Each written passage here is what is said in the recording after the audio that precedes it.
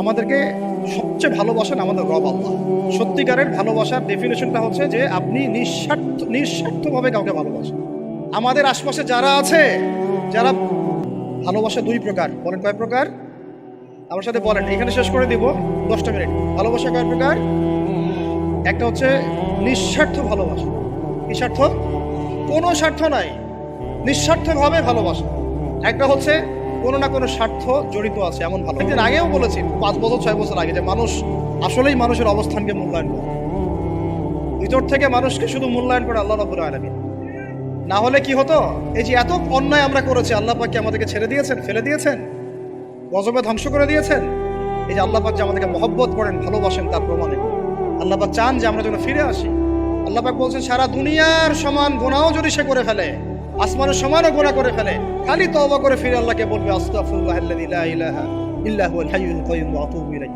আল্লাহ পাক বলছেন, খালেস তওবা করলে গুনাহ তো মাফ করে দিবই, আগের গুনাহগুলোকে নেকি দিয়ে পরিবর্তন করে দিব।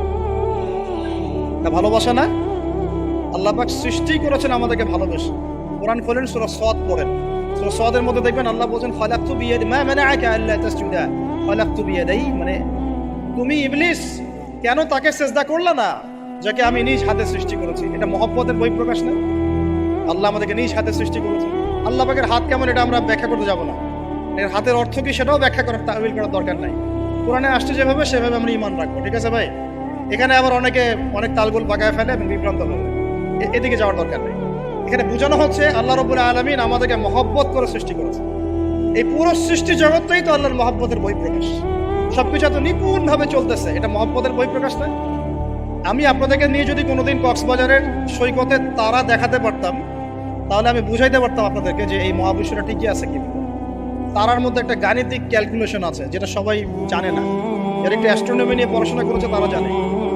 আপনার মানে মাথার বিবেকই উল্টায় যাবে যে এত সূক্ষ্মভাবে কিভাবে আল্লাহ রাব্বুল আলামিন এই মহাবিশ্ব সৃষ্টি করে। এক চুল এদিক ওদিক হলে পুরো বিশ্ব কায়নাত ধ্বংস হয়ে যায়।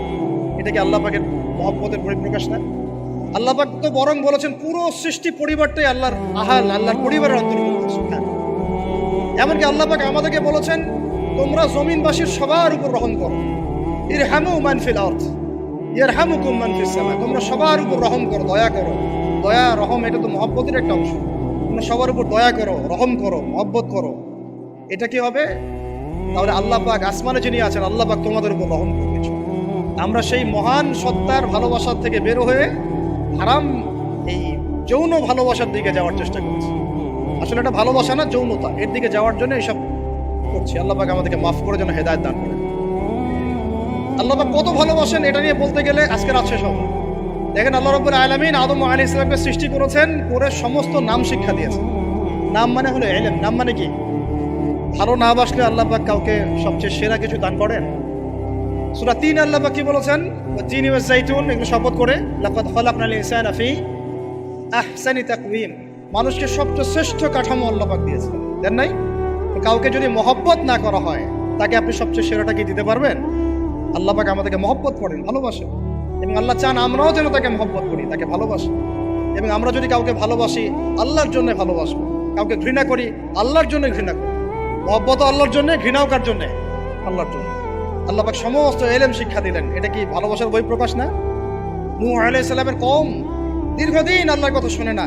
আল্লাহ পাক সবর করলেন, ধৈর্য ধরলেন, গজব দিলেন না, শেষ পর্যায়ে গিয়ে আযাব দিয়েছেন। এই যে আল্লাহ পাক সুযোগ দেন, সময় দেন, এটা কি আল্লাহ পাকের ভালোবাসা, দয়া না?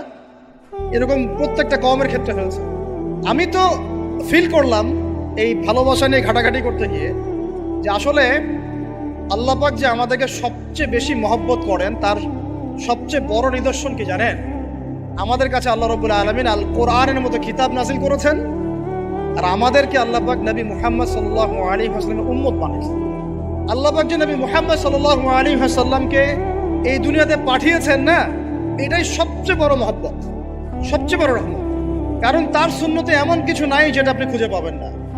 আর তিনি আমাদেরকে যে মহব্বত করতেন, মুহাম্মদ সাল্লাল্লাহু আলাইহি ওয়াসাল্লাম আমাদেরকে যে মহব্বত করতেন, তিনি আমাদেরকে বলতেন যে আমরা তার ভাই। আমরা তার কি ভাই? মানে কি মায়ের পেটের ভাই? এটা বোঝানো হয় না। একটা হাদিসে তিনি বলেছেন, আমি তো পিতৃতুল্য। তার মানে কি সত্যি সত্যি বাবা সন্তানের সম্পর্ক? রুহানি পিতা। তিনি কি ইমাম নন? তিনি ইমাম, তিনি নেতা, তিনি আমাদের শিক্ষক, তিনি নবী। তিনি আমাদেরকে যে মহব্বত করতেন, তিনি একদিন বলছিলেন সাহাবীদের সামনে, কাশ আমি যদি আমার ভাইদেরকে দেখতে পেতাম। সাহাবীরা বলছেন, ইয়া রাসূলুল্লাহ, আমরা কি আপনার ভাই না? তখন নবীজি বলছেন, না, তোমরা আমার সাহাবী। আমার ভাই তারা যারা আমাকে না দেখেই আমার প্রতি ঈমান নিয়ে আসে। প্রত্যেক নবীকে আল্লাহ পাক একটা দোয়া করার চান্স দিয়েছে। কয়টা ভাই? এমন একটা দোয়া যেটা করলে আল্লাহ পাক কবুল করবেনই করবেন। করলে আল্লাহ পাক কি করবেন? অবশ্যই কবুল করবেন। নবী সাল্লাল্লাহু আলাইহি ওয়াসাল্লাম বলছেন যে সমস্ত নবী এই দোয়াটা পৃথিবীতে করে ফেলেছে, আমি এই দোয়াটাকে মুলতবি রেখেছি, কাল কিয়ামতের মাঠে আমি আমার উম্মতের জন্য সুপারিশ করব।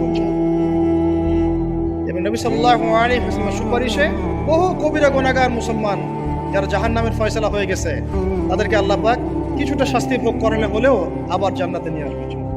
তিনি আমাদেরকে মহব্বত করেন না? করতেন না? চিন্তা করেন, তাহলে আমরা তার দিনকে কি মহব্বত করলাম? আমরা তার হুকুম হাকামের বিধিবিধান সুন্নতের কি মহব্বত করলাম? চিন্তা